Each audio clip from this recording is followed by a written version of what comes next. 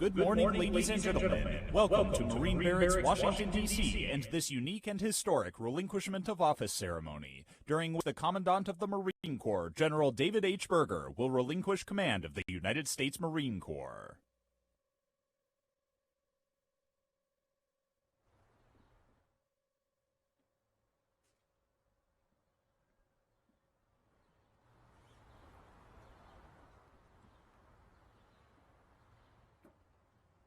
Please rise for the arrival of the official party.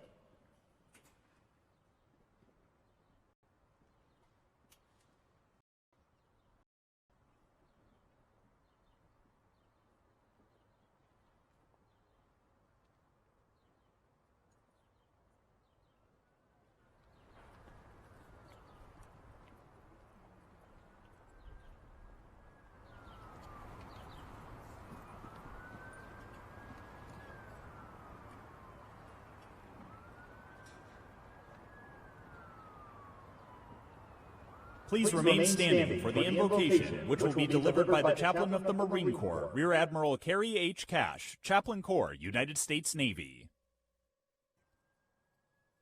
I invite you to pray with me.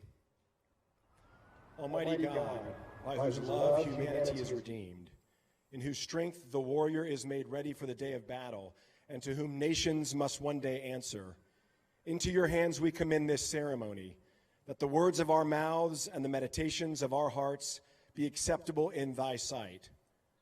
For General David Berger, who relinquishes his duties as our 38th Commandant, we give you thanks.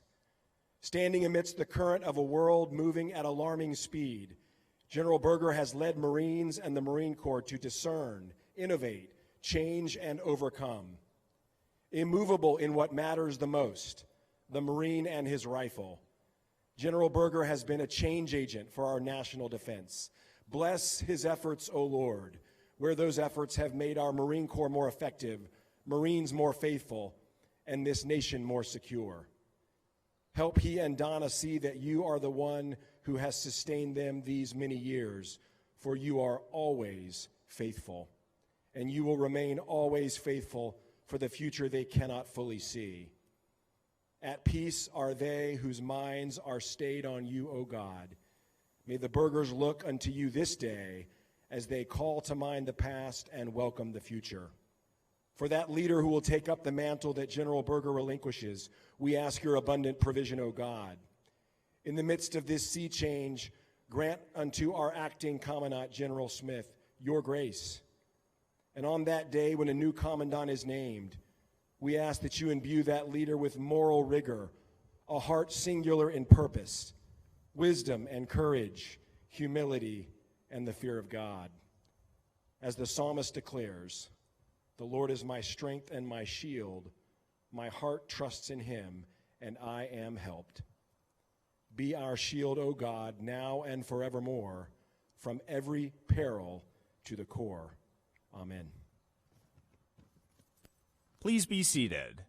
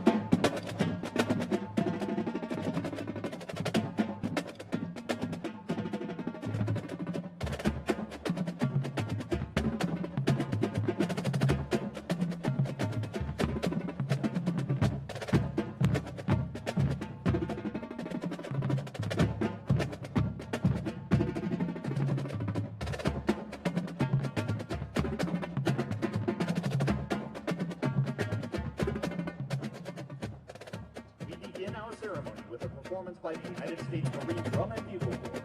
Formed in 1934 and known as the Commandant Zone, the unit celebrates over 88 years of marching and musical excellence. While carrying the distinction of being the only drum and bugle corps currently serving in the United States Armed Forces. The unit will open today's concert with a march by Robert Jager, written as a tribute to the men and women of the United States Marine Corps, appropriately entitled Esprit de Corps. Marine Barracks, Washington, D.C. proudly presents the Commandant's Own United States Marine Drum and Bugle Corps.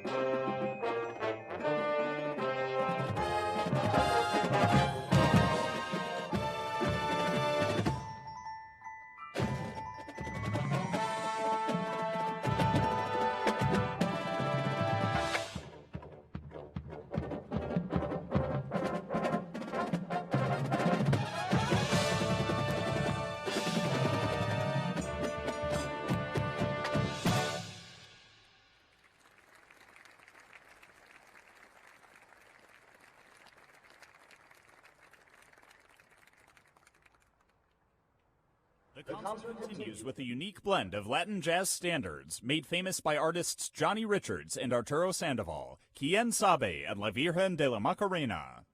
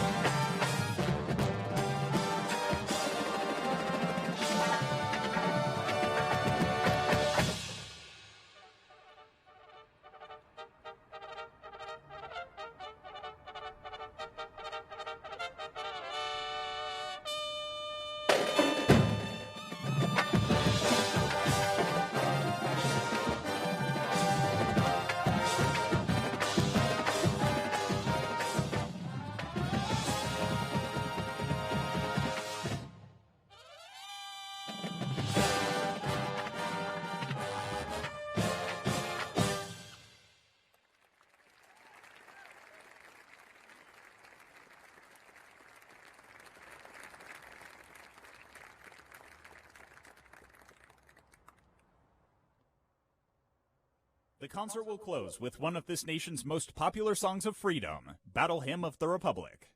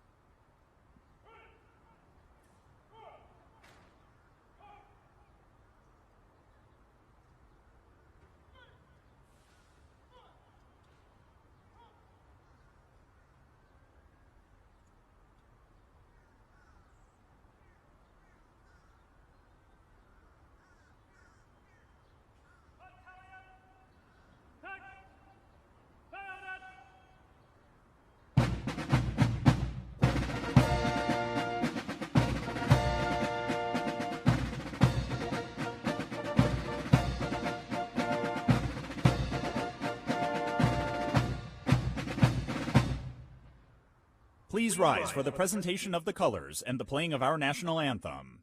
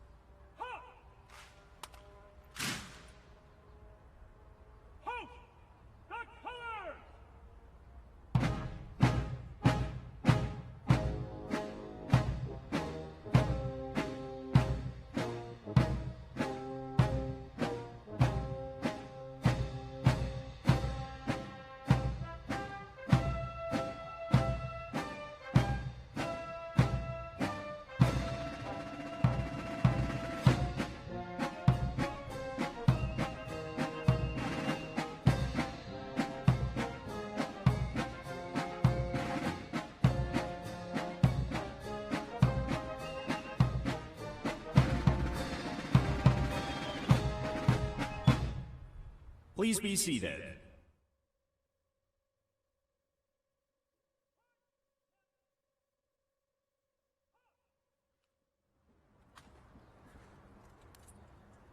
Sir, the parade is formed.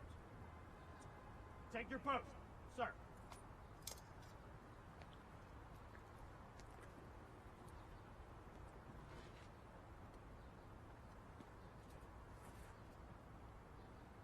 Staff. Draw. Sword.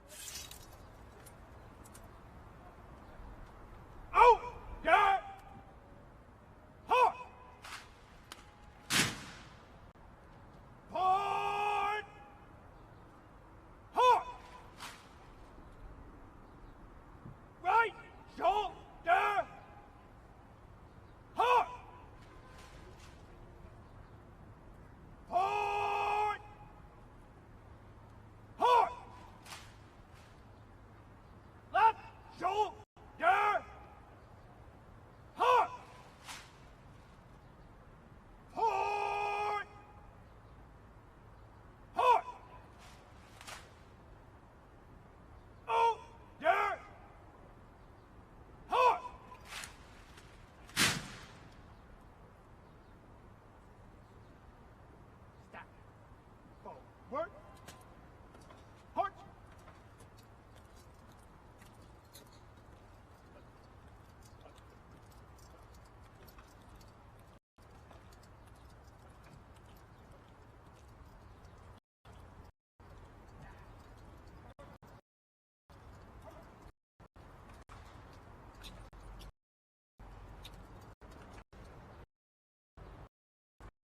It is a privilege to welcome as presiding official this morning, the Sec Defense, the Honorable Lloyd J. III.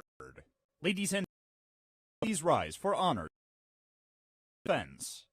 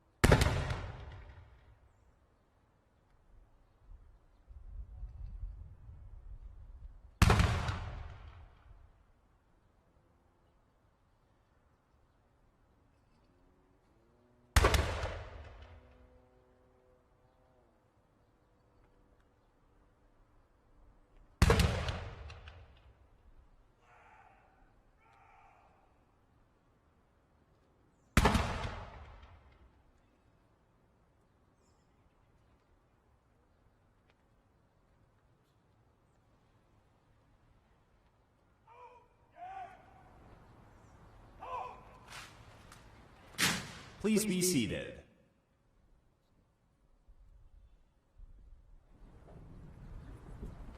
Now entering the reviewing area is the Commandant of the Marine Corps, General David H. Berger. Ladies and gentlemen, please rise for honors to General Berger.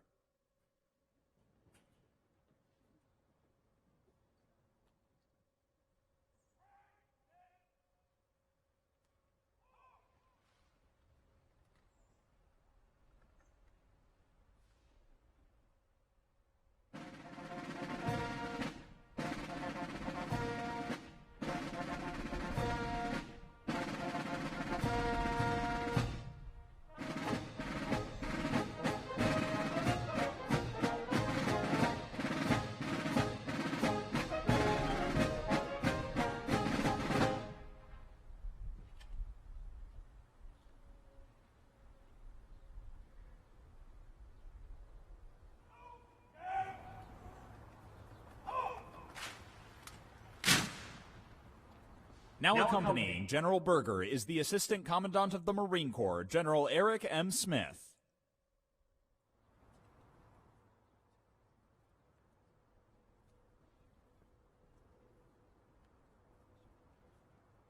Please remain standing for the relinquishment of the battle color of the Marine Corps, which will be facilitated by the Sergeant Major of the Marine Corps, Sergeant Major Troy E. Black. The Assistant Commandant of the Marine Corps will accept the battle color from General Berger and shall perform the duties of the Commandant until a successor is appointed. Sergeant Major, deliver the colors to the Commandant of the Marine Corps.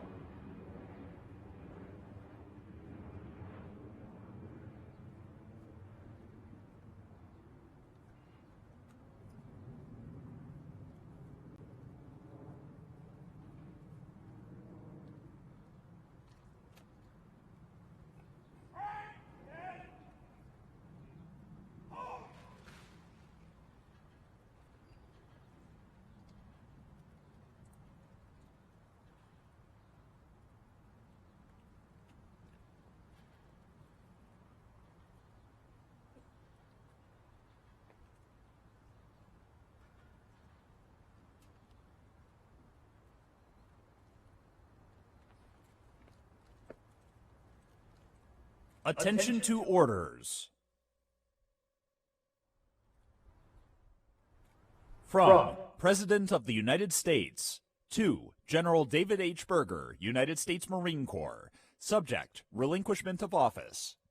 Effective 10 July 2023, you will stand detached from your present station and duties. At 23:59 on 31 August 2023, you will be released from active duty. On 1 September 2023, you will transfer to the Marine Corps Officers Retired List. You will complete 42 years cumulative service, of which 42 years is active service. For the President, Lloyd J. Austin III, Secretary of Defense.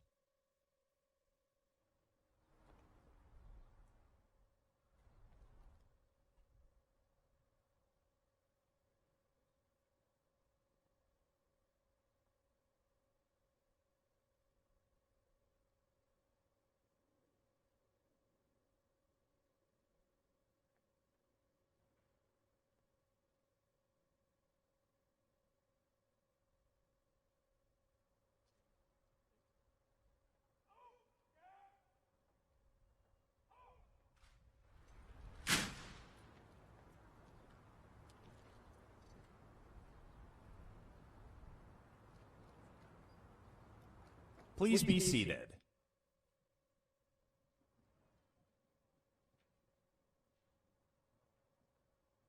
Ladies and gentlemen, this morning, a private retirement ceremony was conducted in the Marine Family Garden for General Berger, during which he received several laudatory letters from such distinguished persons as the President of the United States, the Secretary of Defense, the Secretary of the Navy, and many others.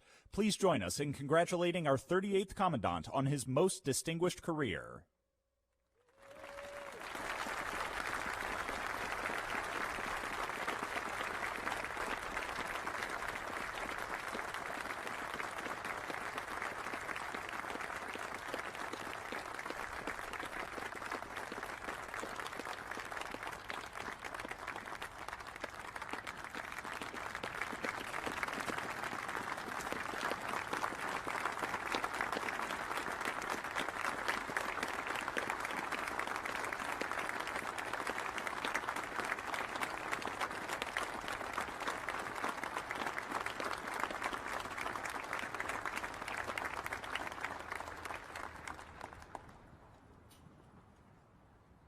Ladies and gentlemen, now in the reviewing area is the Assistant Commandant of the Marine Corps, General Eric M. Smith. Please rise for honors to General Smith.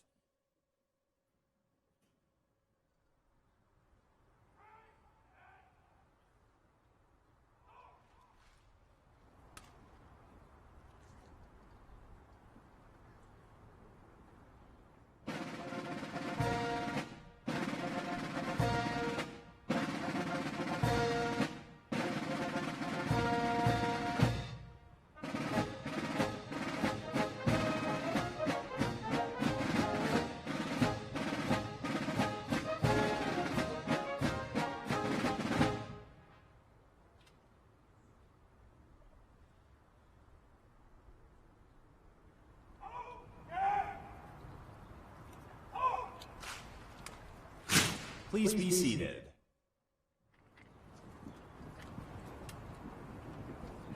Ladies and gentlemen, the Secretary of Defense and General Berger will now join General Smith in the reviewing area for pass in review.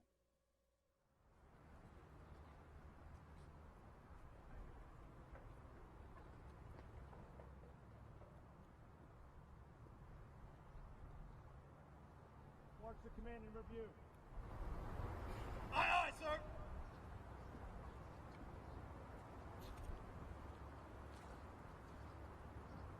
On! In review! Right! Hey!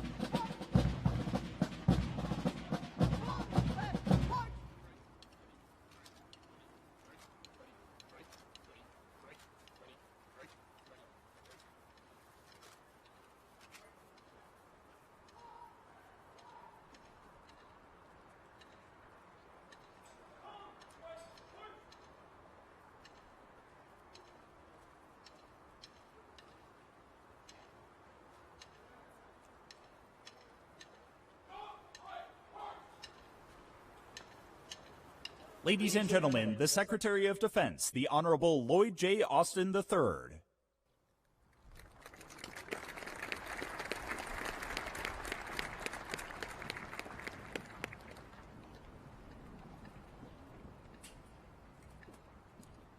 Well, good morning, everyone. It is indeed an honor to be here at Marine Barracks, Washington, which is the oldest active post in the United States Marine Corps.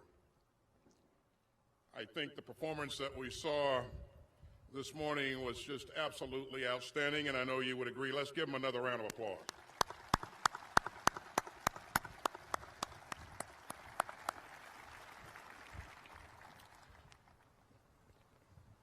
It's great to see Secretary Del Toro and General Milley and so many other military leaders and distinguished guests, friends, and family members. I'm delighted to be with you to celebrate the career of an outstanding Marine, our 38th Commandant of the Marine Corps, General David Berger. But he would be the first to tell you that today is a celebration of all of our outstanding Marines. For 2.5 centuries, the U.S. Marines have been proudly the first to fight. They fought with valor on beaches, in cities, and in jungles. Their commitment to our democracy and to their brothers and sisters in arms is unbreakable. And their courage has long been central to America's success on the battlefield. Today we face a challenging new security landscape, but our Marines are navigating it with the same grit, power, and resolve that have always set the Corps apart. And that's especially important in our primary theater of operations, the Indo-Pacific. You know, I was honored to visit earlier this year with some very impressive Marines in Japan and the Philippines. And I got to see firsthand how the Corps is strengthening deterrence alongside our allies. And the Corps is hard at work standing up the 12th Marine Littoral Regiment in Okinawa, which will make our joint force even more lethal. Marines are also central to our operations and deterrence in Europe. They train alongside our NATO allies on everything from cold weather operations to mountain warfare. And as Russia continues its cruel war of choice against Ukraine, our stand-in force of Marines is critical for NATO's deterrence and defense. In fact, it's hard to find a spot on the globe where Marines aren't making it safer. And when a crisis erupts, we count on our Marines to be ready for anything and to leap into action. And today, as we work to strengthen our military for the great competitions ahead, the Marine Corps is absolutely central. The Force Design 2030 plan outlines how the Marines will modernize the Corps to deepen America's deterrence and, if necessary, to fight and win wherever they must. And General Dave Berger has led this historic and transformational effort. He's done so with vision and creativity and boldness. He's not just willing to embrace change, he's eager to lead change. It's often said that militaries are always preparing to fight the last war. But General Berger has been driving hard to deter the next war. In his 4 years as Commandant, he has focused relentlessly on the future fight. He has faced hard choices, and he's faced them head on. He's encouraged creative thinking at every level of the Corps.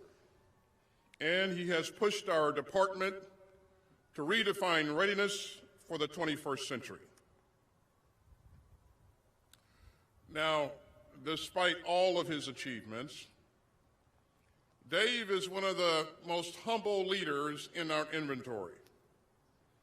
In fact, he probably hates the fact that I'm talking about him right now.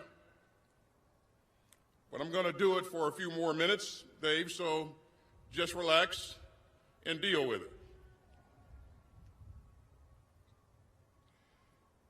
You know, anyone who's worked in government knows how tempting it can be to just kick the can down the road or to make do with the old ways for a little bit longer. But that's not Dave Berger. His staff says that he has never once hit the easy button. And that's been true throughout his career. As a young officer, General Berger did it all. Reconnaissance training, jump master school, combat dive, you name it.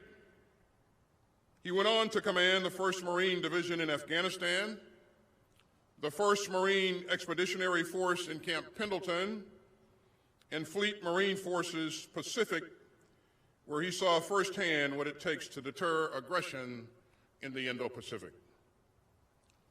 He is a warrior scholar. He's a tremendous communicator.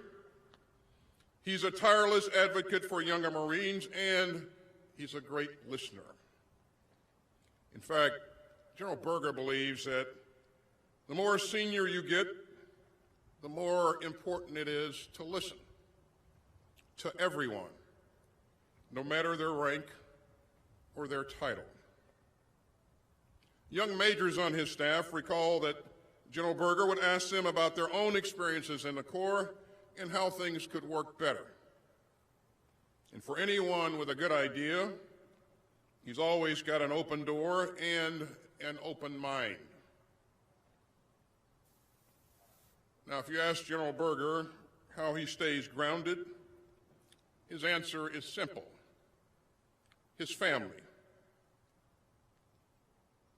And let me recognize General Berger's parents, J.C. and Martha, and his wife, Donna, and their 4 sons, Joseph, Ryan, Philip, and Jeffrey.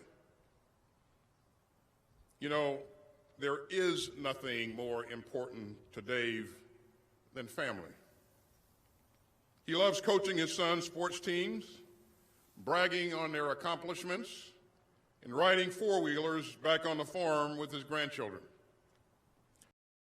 He takes leave just to spend time with his family, and he turns his phone off so that he can be present.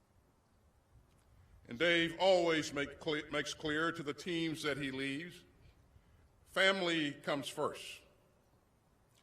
He loves talking with his staff about what their families are up to, and he encourages them to make sure that they're spending time with their loved ones.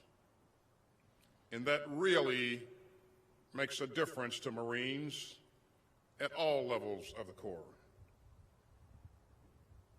So I want to thank Dave for his focus on family, and I want to thank this outstanding military family for serving right alongside General Berger.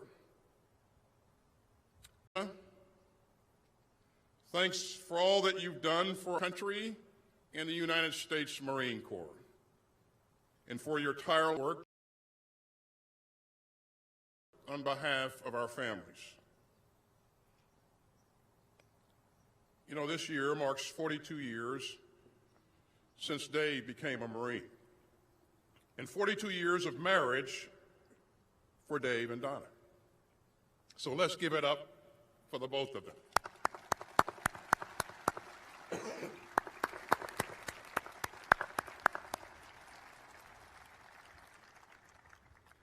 And to General Berger's children and your families, thanks for your love and support and for what you're doing to serve our country as well. You know, years ago, Dave and Donna had a conversation about whether he should stay in the Marines. And they decided that if he ever had 3 bad days in a row, he'd get out of the military. And General Berger says that he's never had those 3 bad days in a row. So, Dave, I want to thank you for everything that you have done to strengthen the Marine Corps and to defend the United States. Now, I know that everyone here is looking forward to the rapid confirmation of a distinguished successor to General Berger.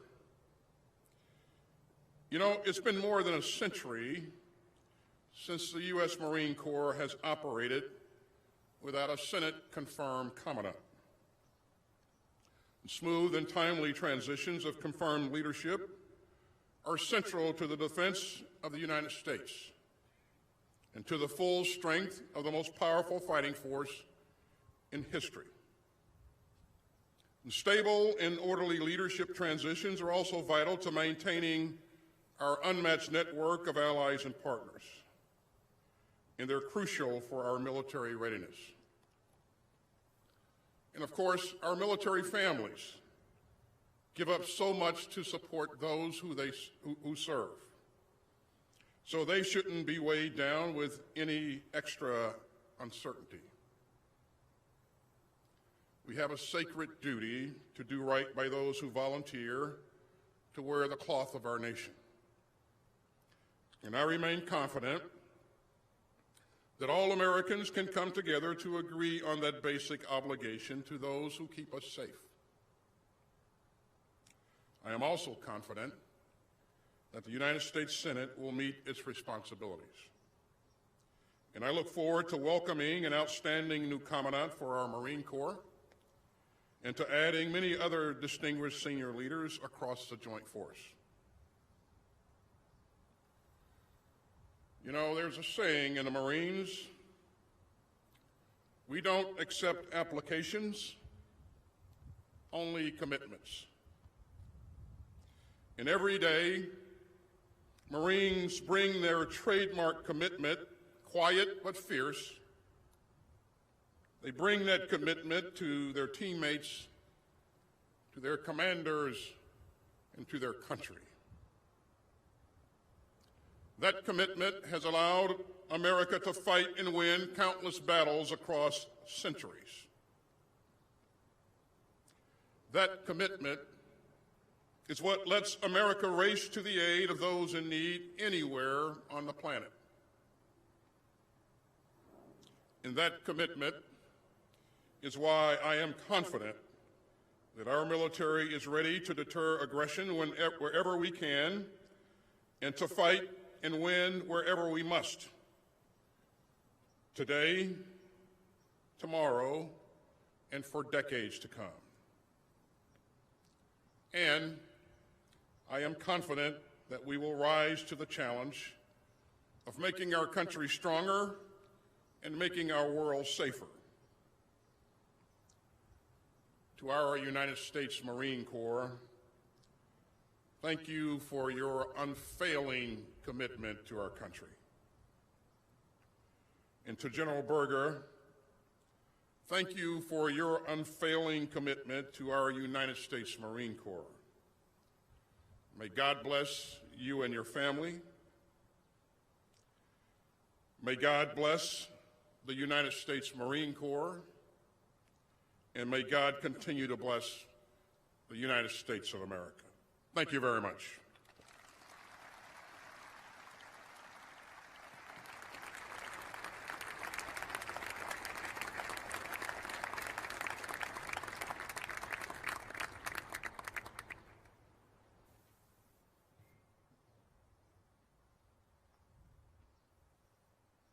Ladies and gentlemen, the 38th Commandant of the Marine Corps, General David H. Berger.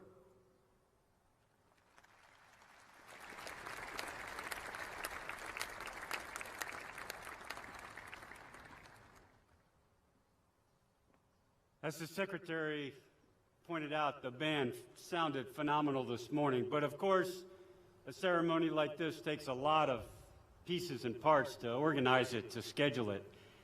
So if from the barracks here in security and protocol, the marching unit behind us, all the protocol team at Headquarters Marine Corps, NCIS for security, all of the people that had a hand in this ceremony, can you please join me in thanking them?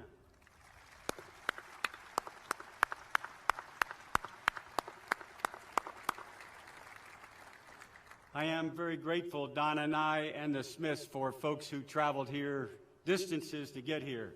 As you pointed out earlier, some folks called this morning because of canceled flights. For those who made it here, thank you. I begin quickly with my parents. This is where, for me, what the Marine Corps talks about in terms of values of honor, courage, and commitment, I got them before I came in the Marine Corps. I got them from my parents. They taught me about honor. They taught me about keeping my word. They taught all four of us about responsibility and about protecting the family. More than that, perhaps they didn't just teach us. Even sitting here in the front row today, they are our personal example. This is what right looks like. They have been married 67 years, and they continue to be my role model.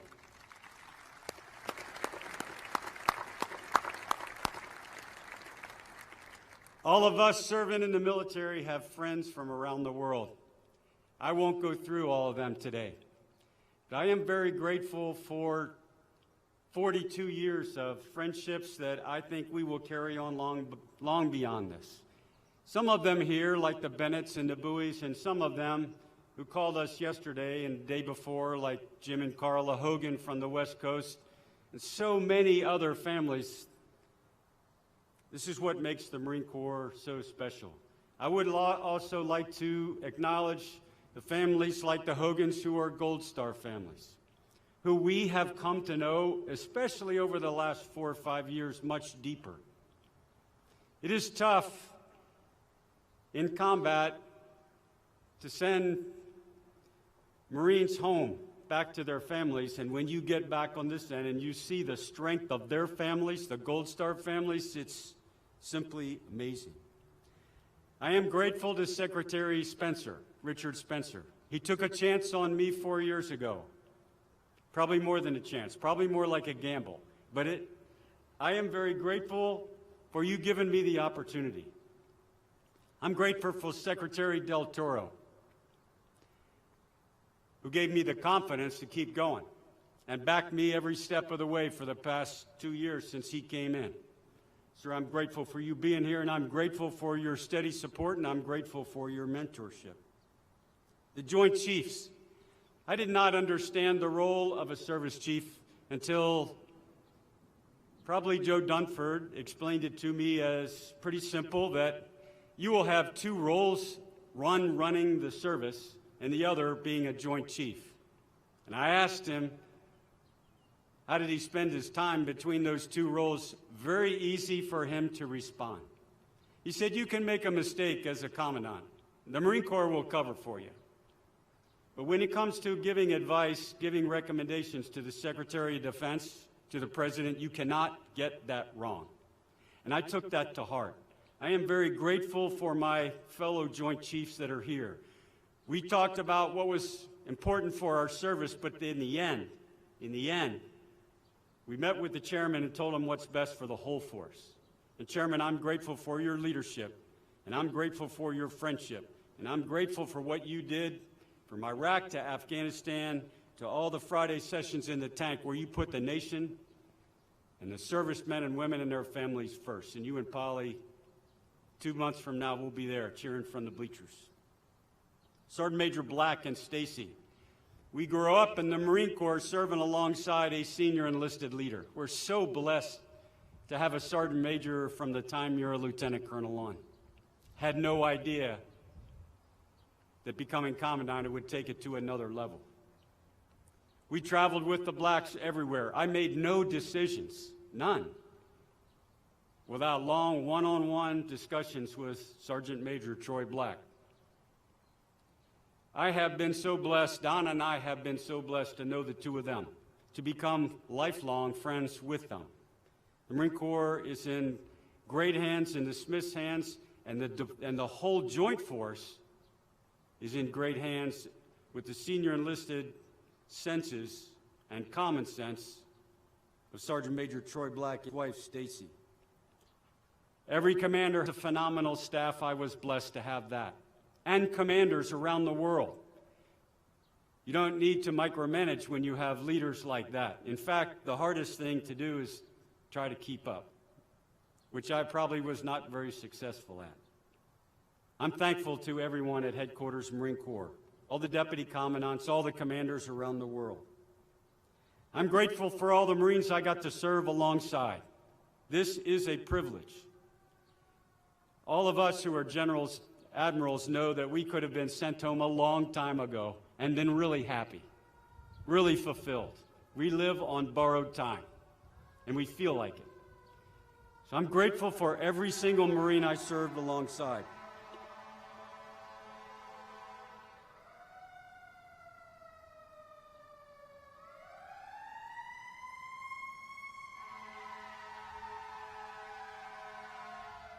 All the former commandants told me about the fire trucks 2 blocks up. I had no idea. You're getting a small taste of it. When you're the commandant, when you're a general officer, you have sometimes both aides and enlisted aides. We have been blessed to have both. I won't call them out by name. We cannot function without them. And they make us and the Marine Corps and all of our services look 100% sharp every day. Donna, this is my soulmate. We have been married 42 years. She could certainly trade up. I don't have that option. We met in 6th grade, and for me, probably the best reflection of finding your soulmate and knowing it's the right one, we talked about this earlier today, is when you see your kids raise their kids. Then you know you did it right. Because you just sit back, smile, and know that all those values that came from my parents went down 2 levels down, and it's really fun to watch. I love you, babe. To the Smiths, everybody says that at a change of command, I'm really happy to turn it over to my friend. I think every single ceremony we've ever been to, I'm really happy to turn it over to my friend. We've gotten to know the Smiths really well in the last 6-7 years. We knew them before by reputation. The Marine Corps is in fantastic hands, and I'm with you, Mr. Secretary. We need the Senate to do their job so that we can have a sitting commandant that's appointed and confirmed. And we need that House to be occupied. We ask the Senate to do that. I have tried to be the servant leader that my mentors coached me to do. That was my goal. Every Marine is a rifleman. We believe that in the Marine Corps. And I tried my best to put the rifleman in the center and 0311 infantry squad leader in the center every time. We all work for them. We know as Marines who we are.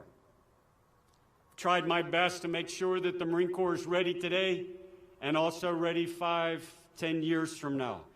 And where we have succeeded, all the credit goes to all of the Marines around the world who are trying things, experimenting. They're pushing us into the future. And where we have come up short, that's on me. They get the credit, as it should be, always. This has been the honor of my life, the privilege of my life. For me and Donna to serve all Marines, all families, all sailors everywhere. Semper Fidelis. Thank you.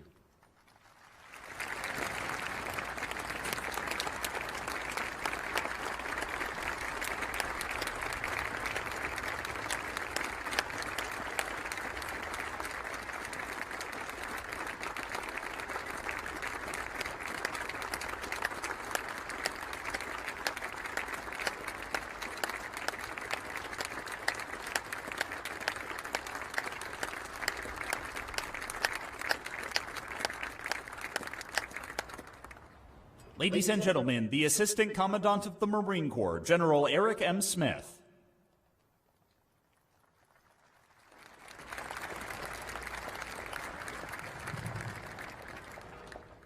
Good morning to everyone, and thanks for being here. Mr. Secretary, and for all of the distinguished visitors, too many to name, thank you for taking the time to honor your Marines and to honor our 38th Commandant. Dave, I can say that now. And I can also say, as the individual performing the duties of the Commandant, on behalf of all Marines, we thank you and Donna for your 42 years of dedicated, selfless, and courageous service for those who have taken the time to look at General Berger's medals.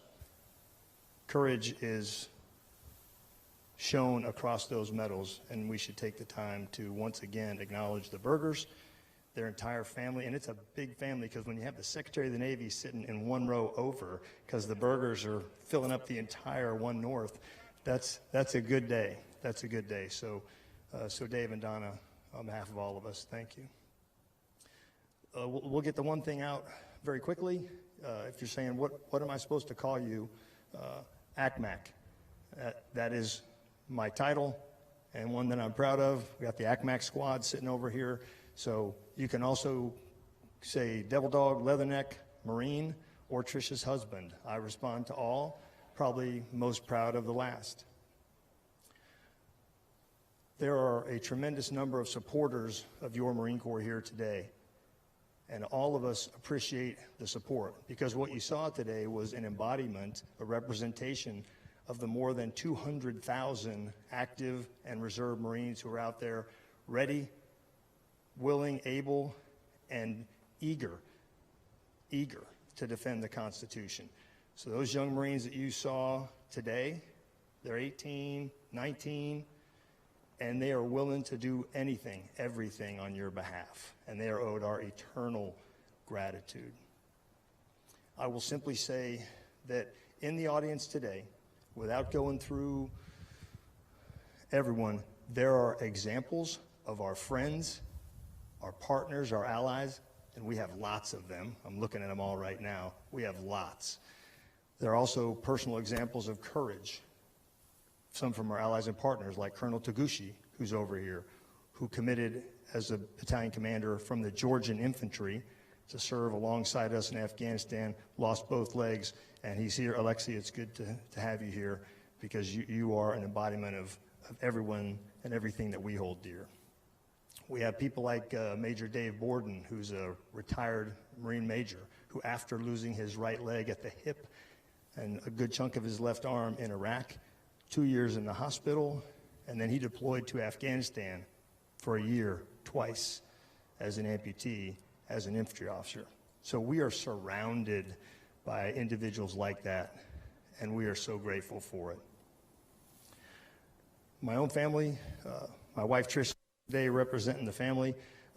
She is the better half, the stable rock upon which we build the foundation. Our children cannot be here. Elise and her husband Matt are down in Houston working, hopefully paying for my retirement boat. That's the plan. And our son Travis and his wife Hadley are in Texas burying her father. He is an American hero, a firefighter who is currently donating his organs, so they have to be there for that. But that's another example of what real courage looks like. To make sure that there is no confusion, all orders, directives, and guidance which were in effect this morning remain in effect unless I direct otherwise. Further guidance to the force will follow. But for the Marines, what I can tell you is this. 2 simultaneous missions right now.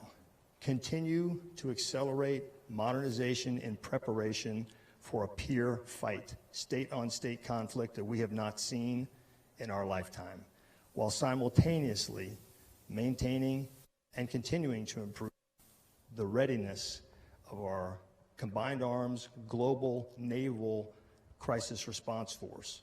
The 26th Expeditionary Unit will head out the door as a MUSOC, Special Operations Capable. We haven't done that in 10 years. That's on your leadership, General Berger. Those are the 2 missions, and we do those 2 missions by ironclad discipline, by strict, almost ruthless adherence to our standards. That is what is expected of all of us. For the officers sitting here, this is the time when we earn Ductus Exemplo. It's what is expected of all of us who are forced to wear black trousers. And if you don't understand that, I'll do 2 seconds and explain it.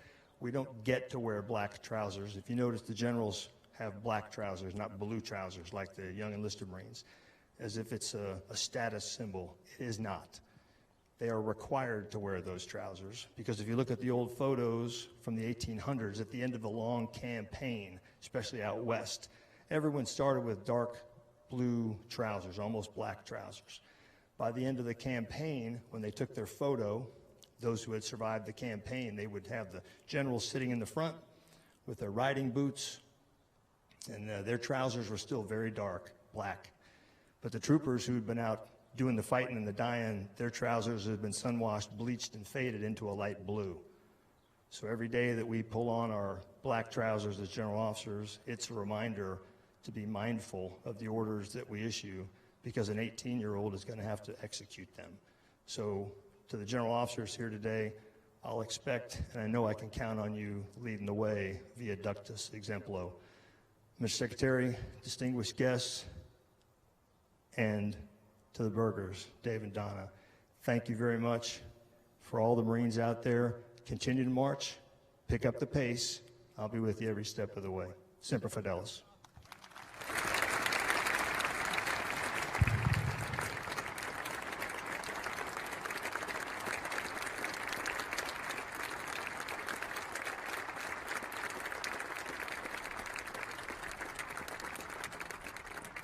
Ladies and gentlemen, this concludes our ceremony.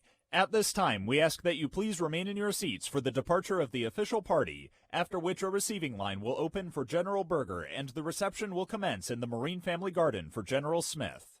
On behalf of Marine Barracks, Washington, D.C., thank you for your attendance and Semper Fidelis.